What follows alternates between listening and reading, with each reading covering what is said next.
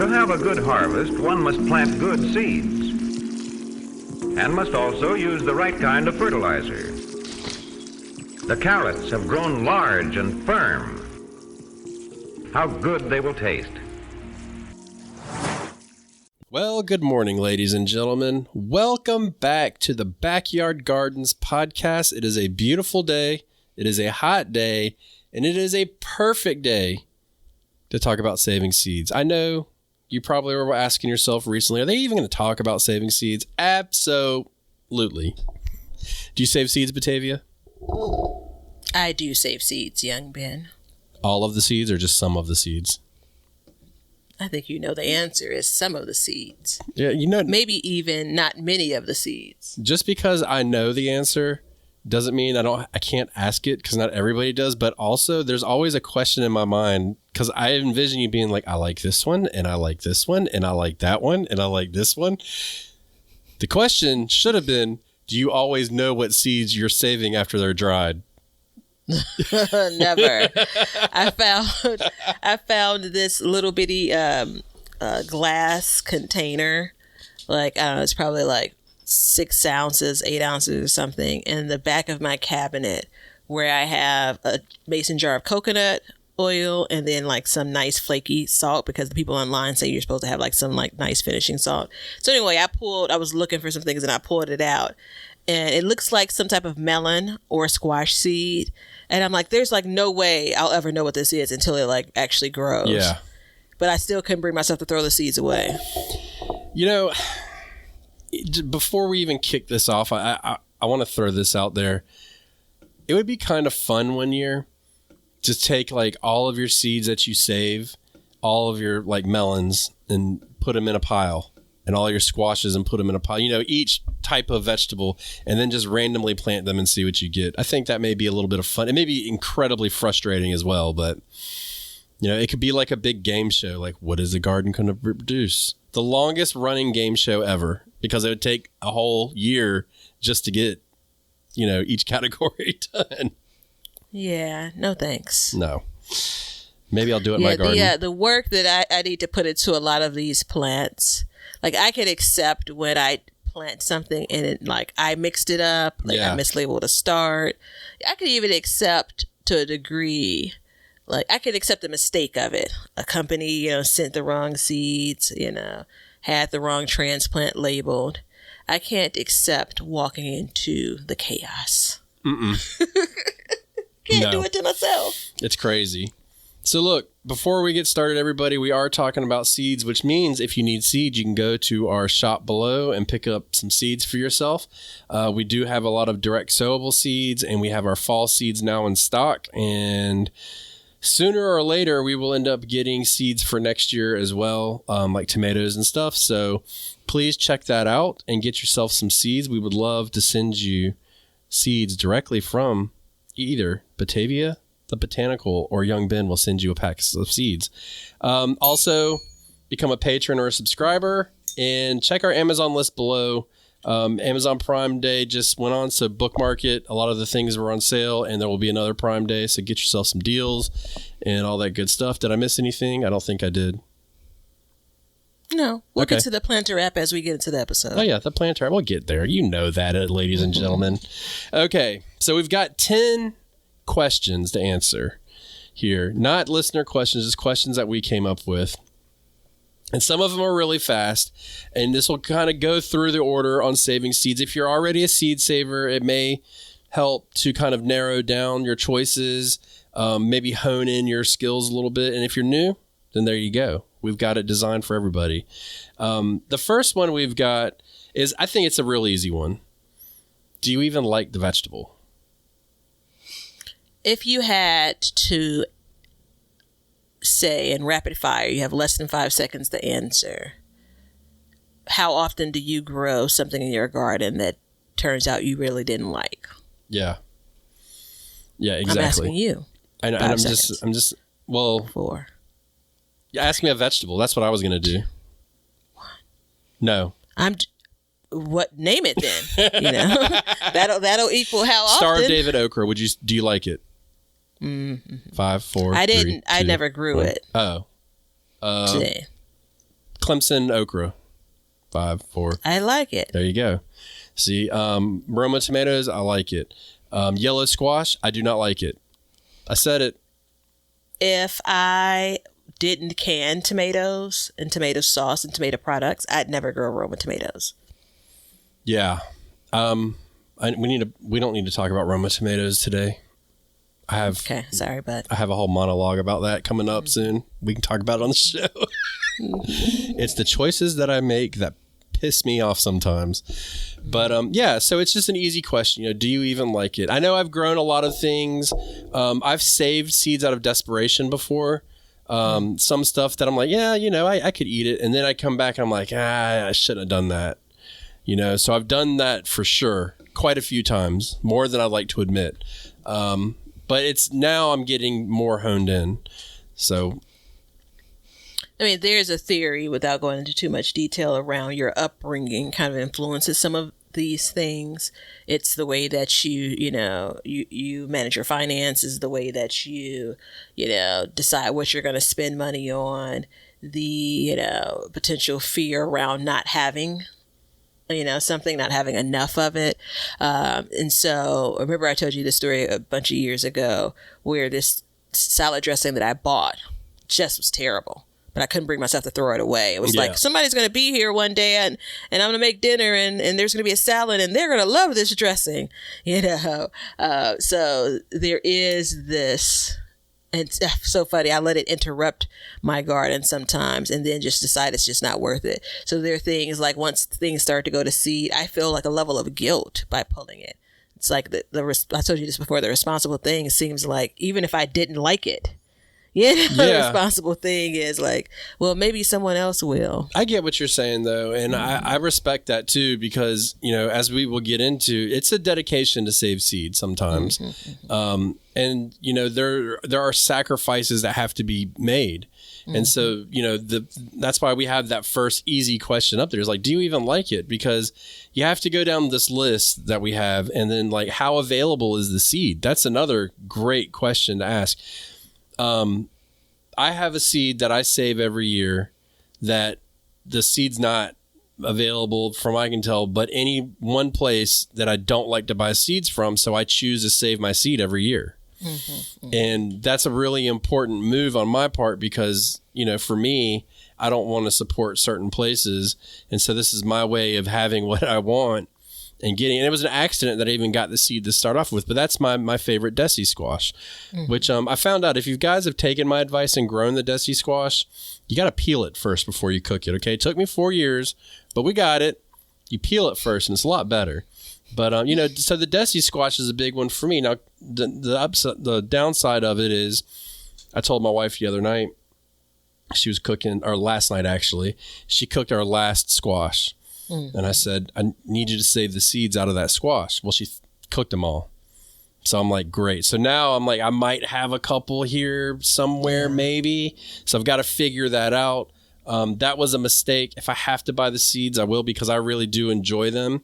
But do you have a seed like that you save because of that reason?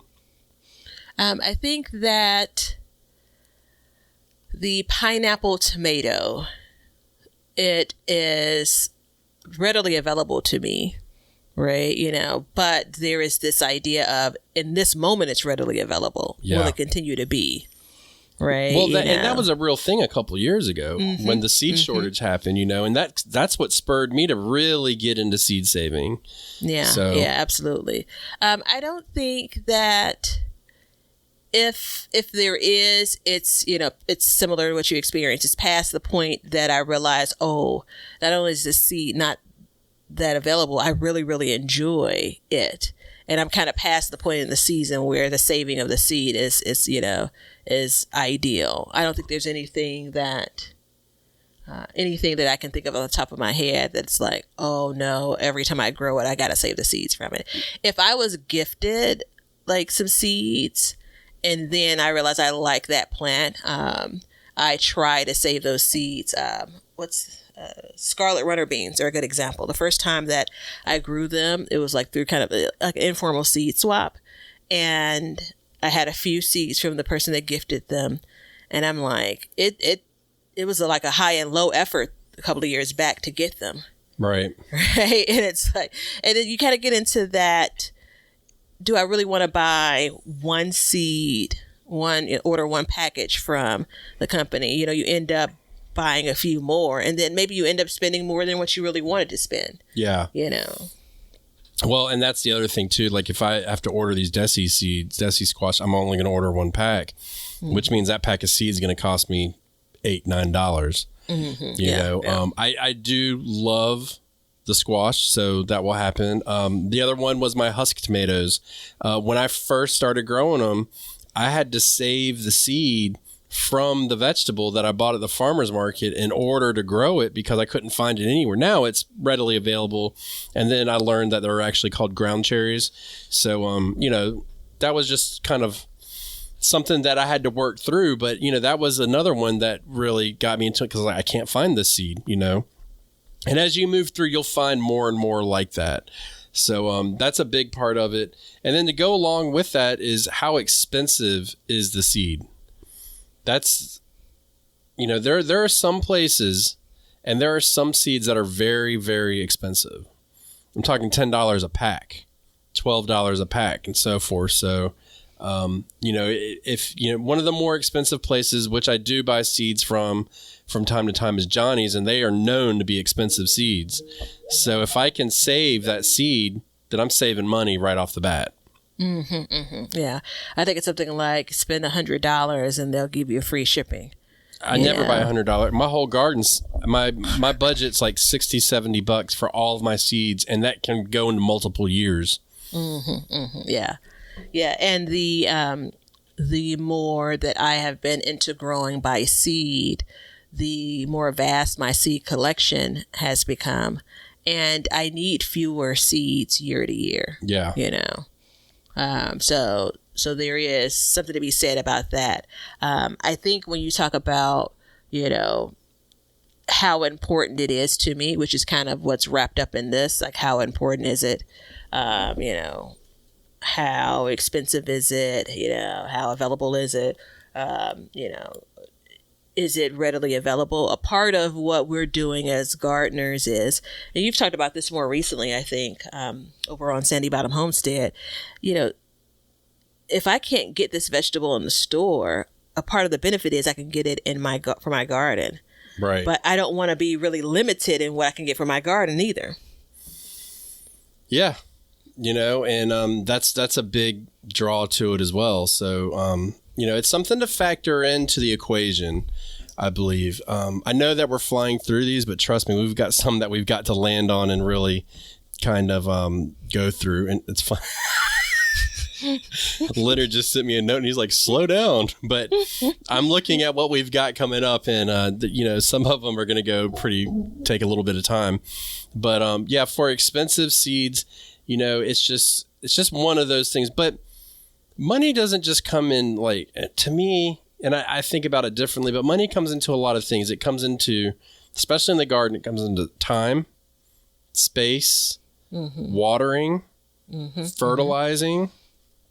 And then if you factor in like subsection of space, what could go into that area if you didn't let something go to seed? Come on, somebody. So that brings us, well, it doesn't quite bring us there, but we're at the ease of saving the seed. So this is the time factor. Some things are really easy to save and some things aren't. What are your top, would you suggest for a beginner to save seed? Like, I think the ease of saving the seed and kind of the things that I call out for the beginner is it's things that have larger seeds. It's things that have seeds that are going to be viable at the point of maturity. Like, I don't need to let something go past its prime to get the seed, right? I don't need to let it dry out of the plant. I think melons are a great example of, you know, something that's easy for seed saving. I think peppers are a really great example. You get a ton of pepper seeds from a single pepper. I think maybe I am kind of, it's a little bit counter to what I just said, because ideally you want to let that pepper get completely mature, right? I think that Melons may be a little easier to save and keep like separate. Because some, like, you look at the crimson watermelon that we have in our shop, that seed color is very different than the cantaloupe seed. Peppers, they all look alike. but I think, though, again, if you keep things in order and separate it, it's a really easy seed to save. Yeah, and we'll have a section at the end where we discuss different things that we use to save seeds, so just hang in there. And everybody has their own method, too. So remember that as we go through it. I think, stuff like green beans are really good because invariably you're going to have a bean on there that's going to go over the maturity. It's going to get over mature. And so you pull it off and you could throw it away, you can compost it, but you can also just save the seed at that time. Okra is another really good one. Everybody's gone to get their okra off their plant and been like, well, I got too many okras. I can't keep, you can't keep up with it. So that's another one that's just really easy to save. So stuff like that. I think peas are another good one. I've had so many, like especially snow peas. You just can't keep up with them. So you're always going to have somewhere on the plant. I bet you get probably no less than 20 different pods full of seeds that you can save. So I think those are all really good. And then like you can even get in like flowers are really good to save too, because a lot of times you're deadheading. Well, at that point, the seed's good, so you can deadhead like zinnias, sunflowers, easy to save. And it's just a good entry point into it for a lot of reasons too. Like some of these, like if you only grow one type of bean, one type of pea, and one type of sunflower, you can pull those and you don't even have to label them or anything. You'll be able to look at them and know what they are. So it's a good way to get started. Marigolds are, does anything get any easier than marigolds? Yeah, I think I want to provide some commentary around a few of those. Marigolds and sunflowers are both really nice ones because you're not necessarily sacrificing the beauty of the plant. So marigolds, most of them get bushy. And so if one flower starts to dry out, it doesn't mean the entire plant is done. Right. No. So you could deadhead a few of them and leave a few more to completely dry out and still have a bunch of flowers that are blooming, similar to kind of sunflowers and them kind of completing the cycle of that plant. Watch out for the birds, squirrels, and all the things in between when it comes to sunflowers. And then okra, such a great size seed, when it comes to saving. The only challenge I've ever faced in my growing space is I'm going to go ahead and take one for the team and say in part based on when I plant them and then the time my okra plants are actually producing. By the time they get to the point where I'm letting, okra pods dry on the vine, it gets like the freeze comes in and kills them before they dry on the vine. They're one of a handful of plants, again, you need it to completely go through its full process of producing that seed on the plant itself. I think that, there's something to be said about even the act of saving seeds. We went to the top of, do you really like the vegetable? If you're absolutely new to this, it doesn't hurt to just pick a couple of plants, vegetables or flowers, and give it a try. Come up with what your system is going to be for it. Yeah, I got into saving some flower seeds and stuff like that. And there is subnote in this whole subject, and I think this is a good place to talk about it, is self-seeding too. This is one of Batavia's little nuggets. Someone steal it from her. It's a hack of sorts. Yeah, but especially with flowers, like if you got a patch and you want it to grow, just leave it. The birds will take care of it. And this is a good excuse, and I use the word excuse on purpose, to be lazy in the fall and just leave the flower on the vine or the stalk or whatever, and let it self-seed. And you'll be surprised what you get the next year. There's some level of interest it could add to your garden as well. And each year for the last at least 3, I'd say, the only way I've actually had cilantro and dill grow is through self-seeding from the previous year. Yeah. They all each produce a lot of seeds and they get scattered across the garden. And it's really cool there are a couple of things that I just want to spend a second for self-seeding. A couple of things that it teaches you. God bless you. Thank you. It teaches you when the plant is ready to grow. Yeah. When you look at that next year, I would, the first time I saw it, I was surprised. Like, I'm working up the soil. It's workable. So I'm outside, but I have cilantro that's germinated, and it's kind of going full in. And I'm like, dude, it's like the beginning of April. Yeah. It's like late March or something, which again is a reminder of how hardy that thing is. And then dill, I haven't been able to get the timing right for, direct sowing dill in 5 years. Yeah, me I still either. don't have it right. I gave up this year. I should probably retry, to be honest. I still have time, but I don't know. I'd see if I've got some seeds in the stash. But I mean, yeah, that's the big part of it is, the self-seeding. And I mean, you can even do it for vegetables, lettuce, stuff like that, self-seeds. It's just, again, we'll get into in the next section, the kind of the issue with that. But all that stuff really comes into factor as far as like the ease of saving the seed. Do you have to treat the seed first? Do you have to soak it? Do you have to dry it? Do you have to let the plant grow and get really big? How long does it have to sit? Like, all of these things factor into it. And some things are different than others. One of the things that we don't have on here too, and I know this is a big question in contention in the gardening world, but like, if you let a cucumber get overripe, it will slow the plant down, is what people say. And I personally believe that. But that's a good way. Like, one cucumber can give you, I don't know how many seeds, enough seeds to last you years. So, you may sacrifice one plant at some point, but you probably have already gone out there and tried to pick a cucumber and you said, hey, this one's yellow. It's too ripe. And that could be the one that you save from, Yeah, I think that, again, when you're thinking about which plants I want, which types of vegetables or flowers, I also think about how often you plant them in the season. Like cucumbers, squash are a good example where some people are sowing them multiple times within one growing year, right? And what a great opportunity you have to actually have some extra seeds on hand from that. Yeah. And so we've got to get into the next one, which is, do you have space for it? So we've talked a lot about certain ones that it doesn't really matter.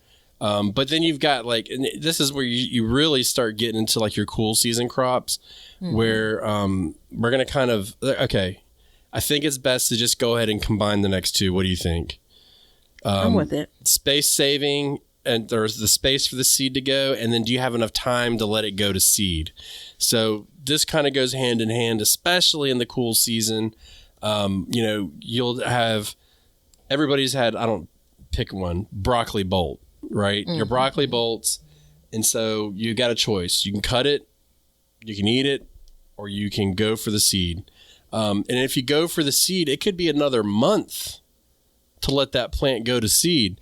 And you really need to leave a couple plants just so you can make sure you get some pollination going on.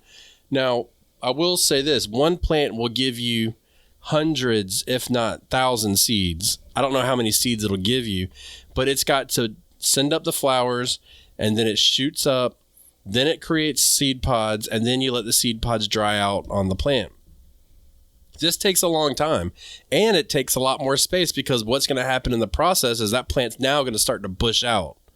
You're not just going to get one shoot of seed pods, you're going to get 15, 20 of them. And this plant, I mean, I did it with collards one year, and the plant that usually takes up about a square foot or two ended up taking up about 4 square feet. So it basically doubled in width, and then probably went up 300 to 400% in height. So 4 times the height. And so it just got absolutely massive. Now there's a couple benefits to that. You got flowers for the pollinators. You got seeds. But you're taking up time in your garden and valuable space. So I think this is part of, and we talk a lot about here, and I know I do in Sandy Bottom Homestead, about planning your garden. So if you plan to do that, just factor that into your plan,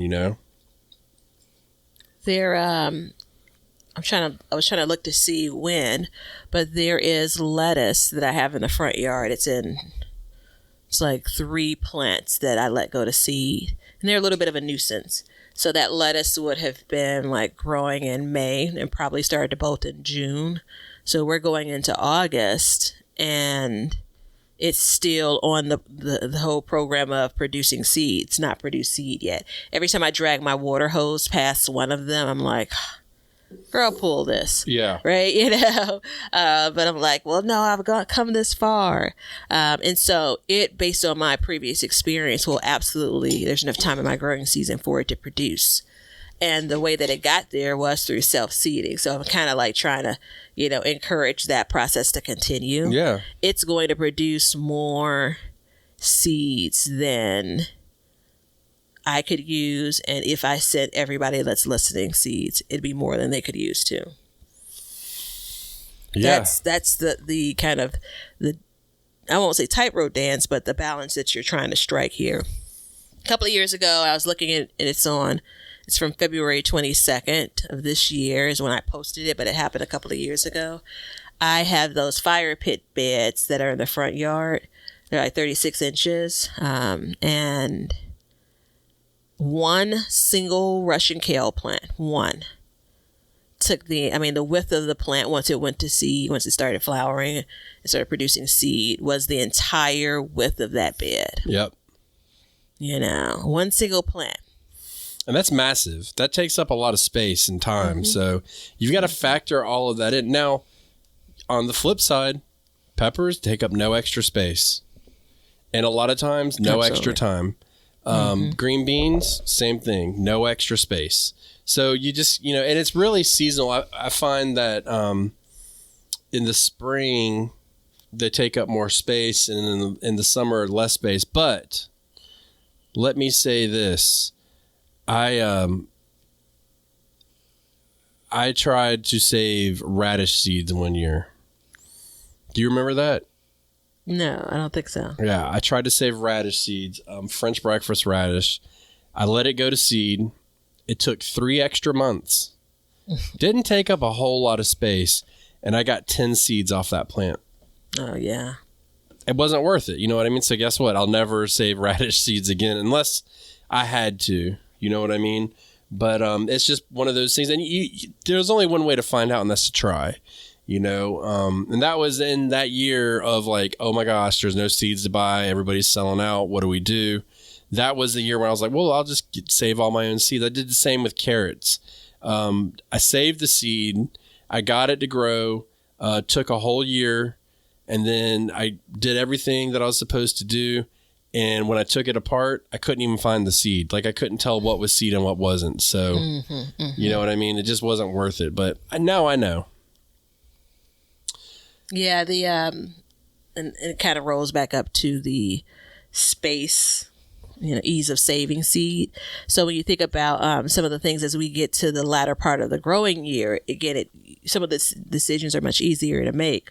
Snapdragons are one of my favorite flowers, and I often buy them as transplants from a nursery, and I buy the colors and the height for the variety that I really like. And it's not as easy to go and then find that same flower in seed form. And so I have accidentally saved seeds from those, but they're so itty bitty. They're not the smallest seeds that I've worked with, but they're really, really small. And so it becomes a little bit of a pain to actually save that seed. So that's when I become a little bit more radical. And it's kind of like, I'm just, like you would do flowers, just tossing the seeds out there. I'm not doing anything that's really organized. Like I started snapdragons this year from seed that I had purchased. But it's like having the nice little envelope, right? So it's a little bit easier to manage them and sow them. Again, when you get to the end of the season, it's like whatever's going to produce seed is going to produce seed. Yeah. Right. Like I'm not planting anything behind it. That's actually a good opportunity when it comes to, all right, you may or may not have enough time. Nature will tell you, But if you don't have any plans to plant anything behind it, kind of let it do its thing. If you're not, I can get to be kind of a neat freak in some cases. Like, I want to have the bed clear when I'm putting the garden to bed. I don't have to have that for every garden bed, but I do like it for most. So there's that. You know, so I save Snapdragon seeds. I think I still have a few left. One thing I recommend is definitely like buy the seed first so you know what the seed looks like. Because if I did not know what that Snapdragon seed looked like, I would have thought it was like dirt or dust or something and thrown it out. And then the other thing, like when I saved them, what I did is I just saved the whole pod. And then as I was planting them, I would just crack the pod open so I didn't have to keep up with them. That's an excellent tip. I do that. I save my canna lily seeds. This is the first year in like the last 4 that I've not had success with starting them from seed based on the seeds that I save. You could save the tuber, of course, but I don't have that much experience with that. And since before this year, saving the seed worked, but it doesn't look like anything that I would normally. It definitely doesn't look like any vegetable plant. Yeah. So yeah, I just dumped the entire thing into a bag and kind of crack the shell that's covering the seed beforehand. So this is a part of it. Like, you figure out what works best for you. Maybe you want it to be a little bit more pristine and actually separate your seeds, get a good look at them, package them up, and store them or whatever. To each his own when it comes to that, for sure. Yeah, I mean, and one thing I'll say too, like if you go to save, and let's say you're worried about the space or the time, and so you save a broccoli plant seed, that one plant, again, is going to give you enough seed for multiple years of a big garden planted of broccoli. So you don't need to save all of your broccoli seeds. You pick one plant, once it's formed the pod, pull the others out and leave that one to kind of set in. It's funny as we sit here and talk, I've saved a lot of seeds in my day. And the ones that I actually find the most enjoyment out are flower seeds, because when you go to plant, you know how it is, you go to plant flowers. I mean, you could buy 50 different flowers to put in different pots and spaces and stuff like that. And so I find more, financial enjoyment out of saving flower seeds than I do vegetable seeds almost. And it doesn't take any extra space. That's the other thing too. It's easy. So that's kind of how I go about it. I'm also an opportunistic seed saver. And so what that means is like, hey, I look at a plant, I'm like, oh, this tomato's overripe. I'll save the seed. I won't necessarily plan on it, but if it happens, great. And if it doesn't, fine. But that's kind of where I sit with it. So I like to do stuff like that. And, same with the beans and whatnot. Like, I don't always plan to, but I'm like, you know what? It's already dried on the plant. Let me go ahead and save this seed. No point in wasting it. And you never know. You might like it. You might not. I've got a bunch of purple green beans that I save seeds from. I don't grow them anymore, but I've got a Ziploc bag full of them. And I mean, like a quart size one, absolutely jam-packed full. So, they're always there if I need them until they're not viable anymore, which is another aspect. And that definitely loads into, like, is it worth your time? And how much time do you want to dedicate to the saving of the seed? I don't know. I was so caught up in the whimsicalness of it all. When I think about the first couple of years, I found a picture on my phone from some seeds, a seed package from 2016. And remember, I told you that, the first couple of years, it's like, oh, it's packaged. It has 2016 on it. It's I threw it away in 2017. Right? Like, didn't understand how that worked. And I beat myself up for that, like, for a year. But the amount of seeds that I purchased in 2019, 2020, when I knew I was going to have the space to do a lot more growing. And maybe, I don't know, maybe 2021, I think maybe I started tapering down then. There's seeds that I've never opened a package for. Yeah. Because I just didn't get around to growing that particular variety, right? Like, in the seed aisle for me at stores, a lot of the seeds I bought were from the stores too. At stores and stuff, it's like the candy aisle when you're checking out. Yeah. It's like, oh, well, sure, let me try this, let me try that. And now I have to do the dance of, I have a €6 package of seeds, and somehow I also have a €2 package of seeds. You know, you really want to try to use a €6 package, but that takes a whole level of effort. Like, all right, sow it heavily, get prepared for poor germination, get prepared to come back in to supplement that, you know, those seeds that you started, because guess what? They all didn't germinate. Like, that's such a pain, you know? Yeah, I've been working through my seed packets, trying to get rid of the old ones, and just throwing out in the yard and seeing what grows and seeing what doesn't, stuff like that. But not everything's viable for a long time. So, you know, that's great that I got a quart bag full of collard seeds. But guess what? 4 years later, I got a quart bag of collard seeds that are dead. So, I mean, what do you do there? You know what I mean? So I'll throw them out there and let them do whatever they want to do and just move on. But that's part of it. I'm going to skip one and then come back to it. The next one is what seeds to save. So this is referring to hybrids versus heirlooms. Generally speaking, hybrids don't give you true to the plant if you save the seed. Now, if it's an established multi-generational plant, it is possible for it to do that. But that's why a lot of people, and you'll hear if you're not familiar with, there is a heirloom army out there that will grow nothing but heirlooms. I was in that army for a long time, and I got a dishonorable discharge, so I'm not in it anymore.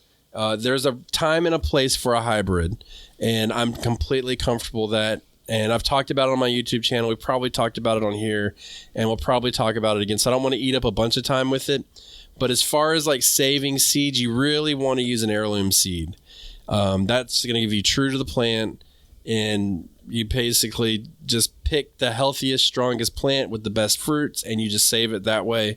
And I always thought it would be cool to like pass down a seed that I've solely saved for years and years to my son, and he could pass it down to his kids. And, you know, by the time his kids get it, it would be a different name. You could just name it whatever you want almost.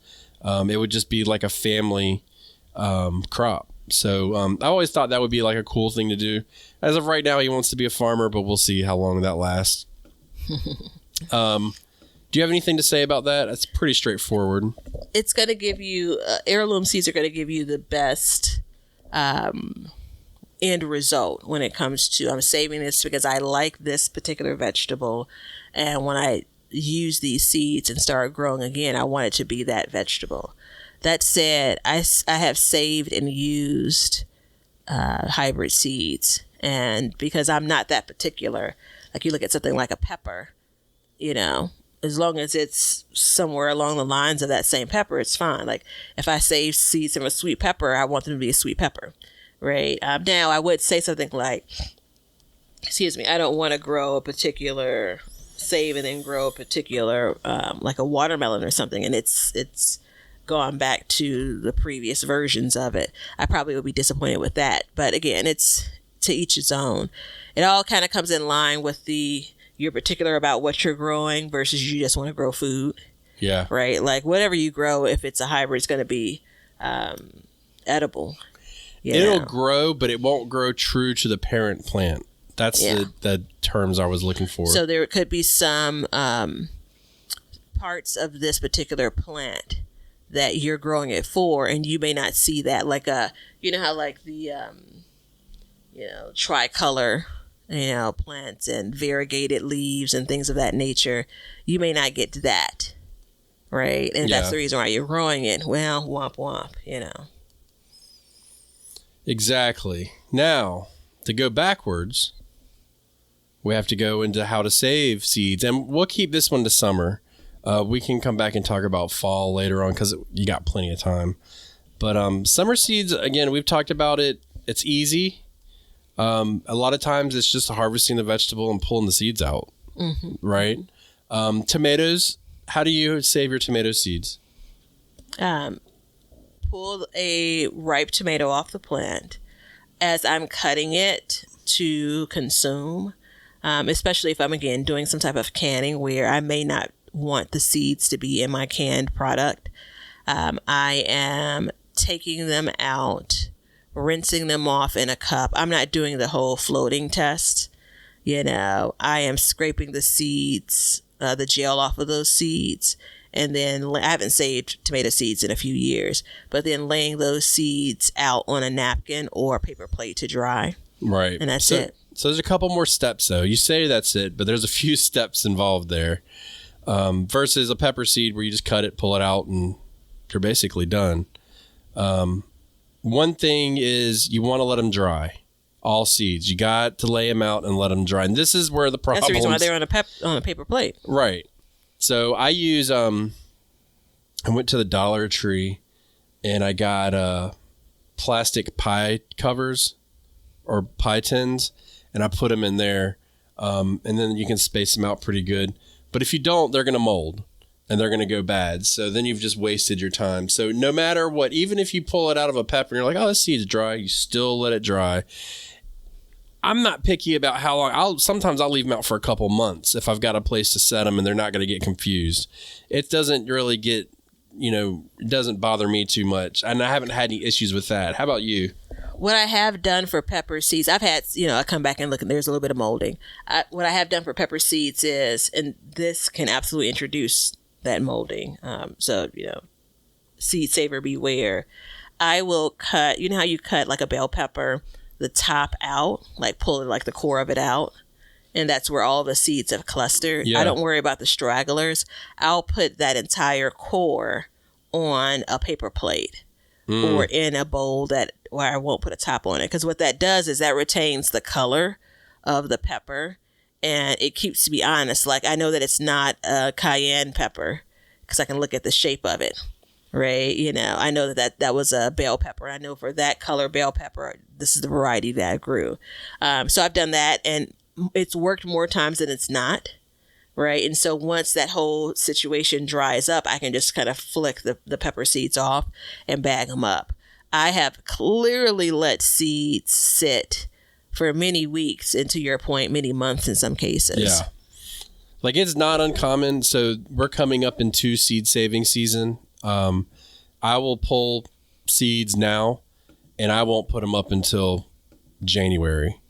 If they're not in the way, and I have them set off to the side. Now, I don't do what you do. I take them off of the pepper completely because I don't want any moisture around them. Mm-hmm. And then what I'll do is I'll come back and, I'll kind of mix them up with my finger. I'll pick up that little pie tin and like shake it a little bit.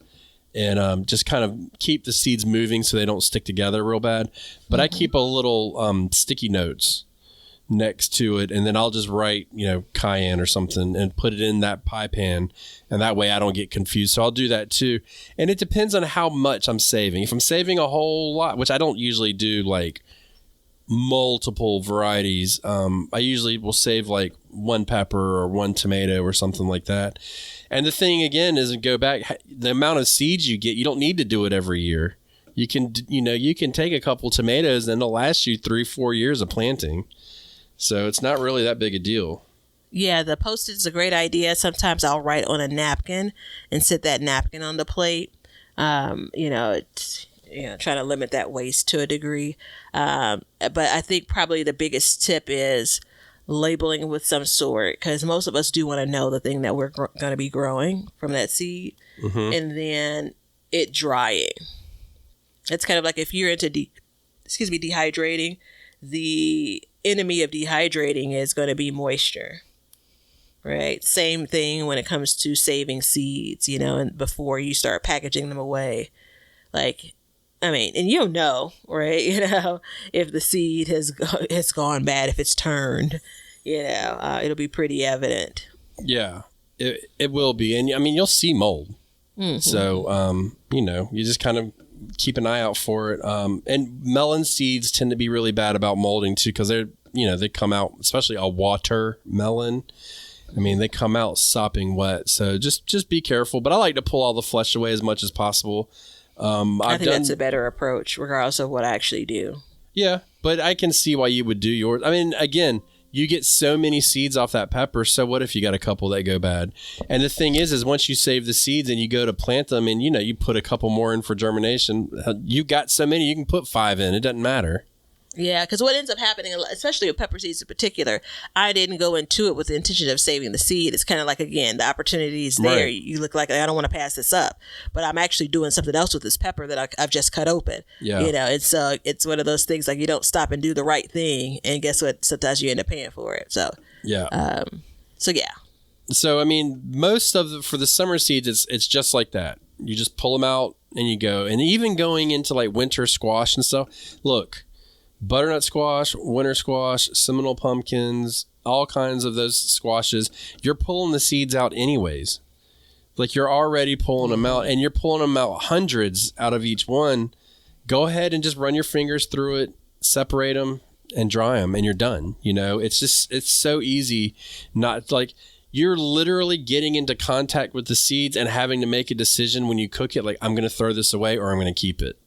It's that simple. So going back to like great ones to start with, but for summer, I think it's the easiest time, except tomatoes, I think, are the hardest for summer, just because you have that extra step.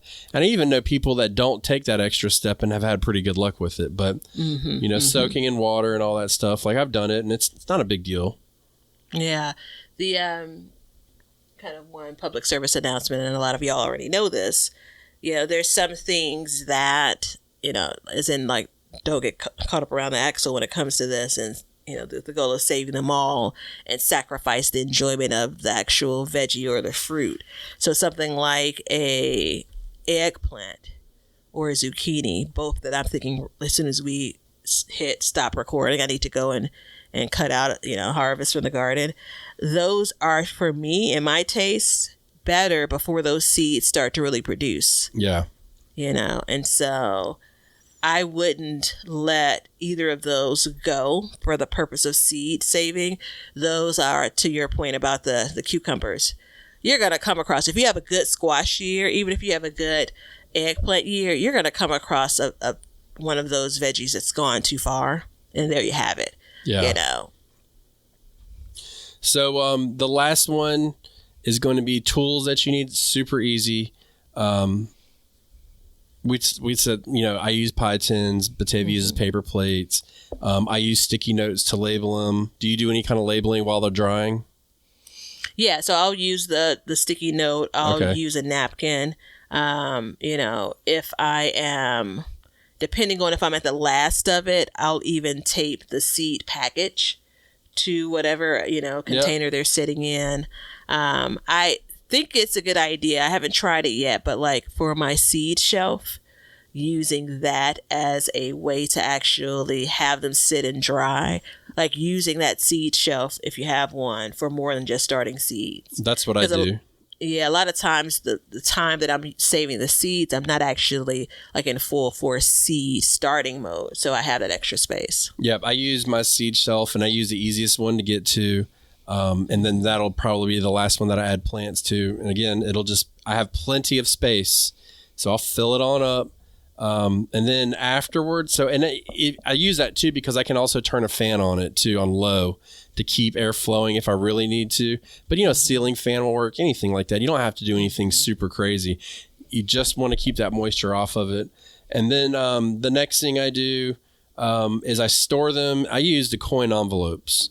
The paper ones, I use that. And the only reason why I use that, well, there's two reasons why I use that instead of the plastic ones. One is, the big one is in case there's moisture. So if there's moisture, the paper will kind of wick it away a little bit. Just a little bit of added protection. It's an insurance policy. And the other one, it's environmentally friendly to do paper.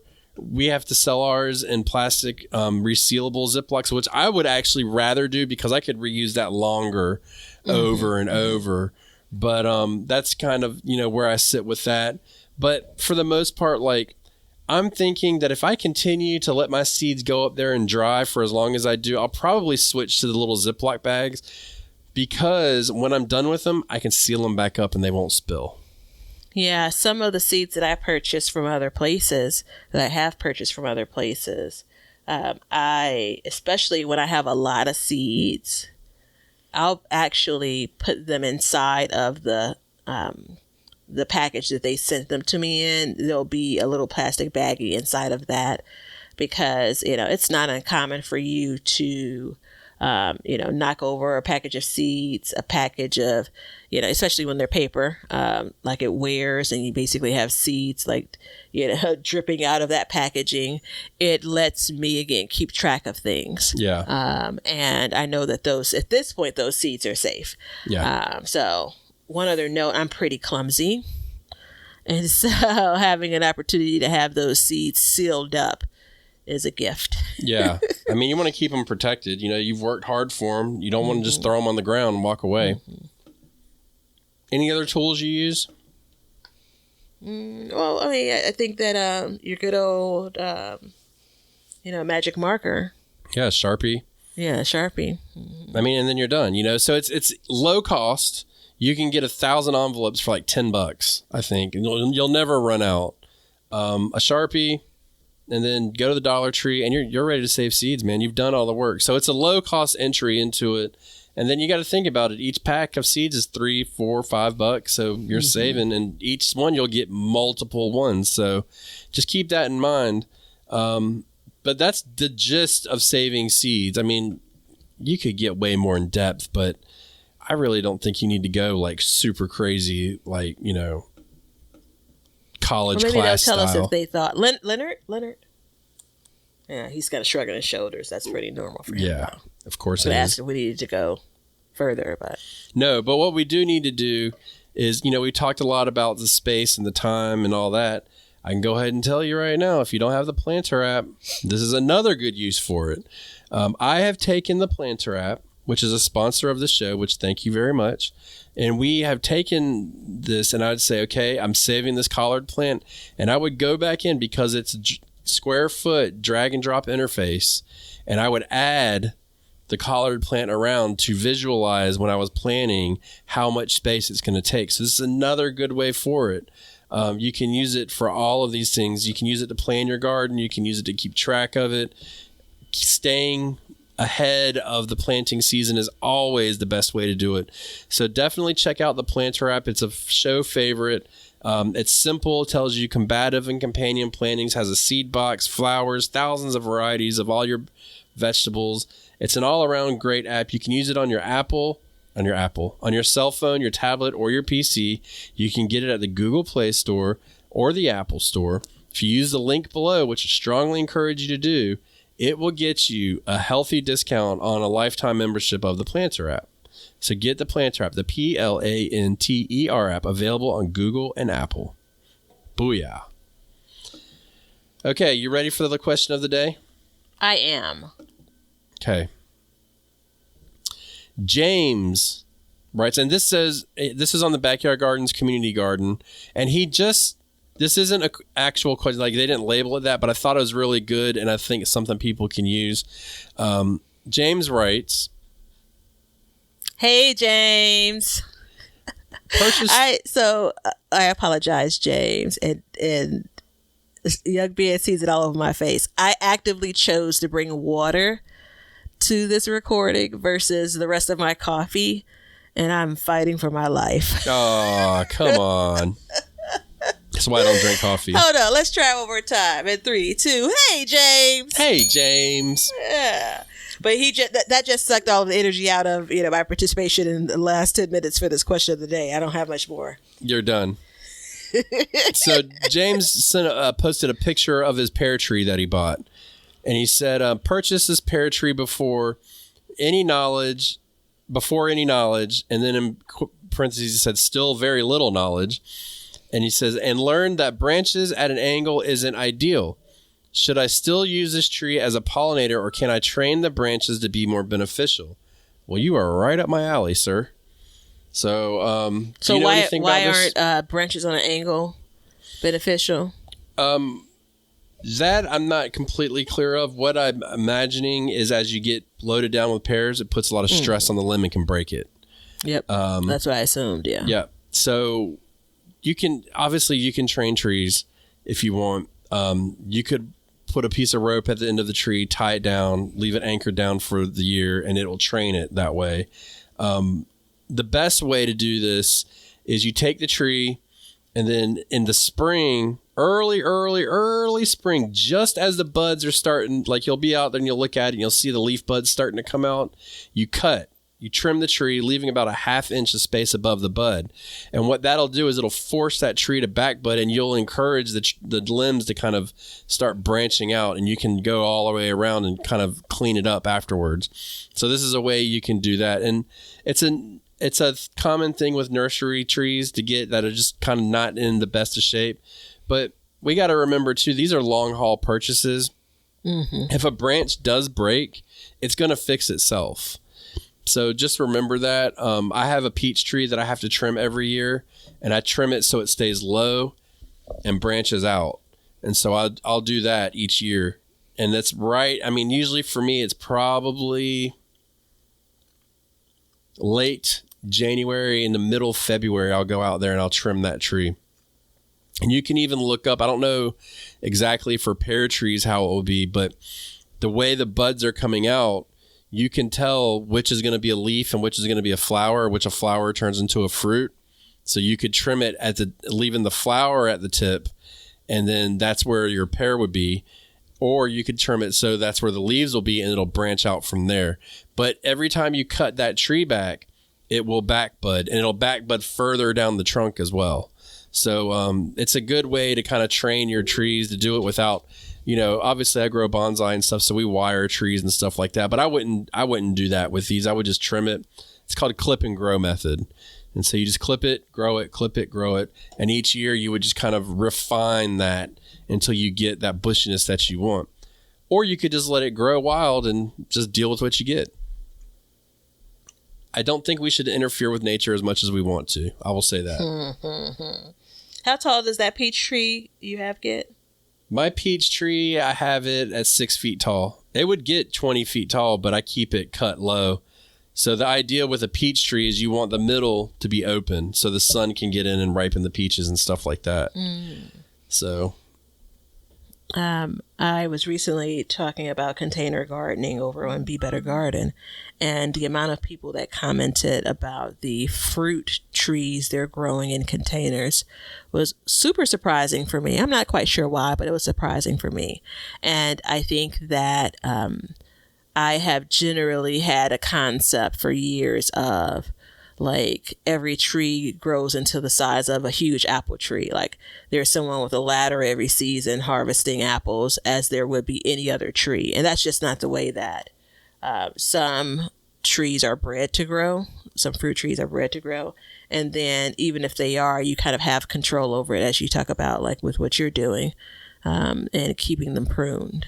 Well, you have it's beneficial to keep it low because you can harvest it all easier. If I got to put a ladder up, they ain't getting harvested.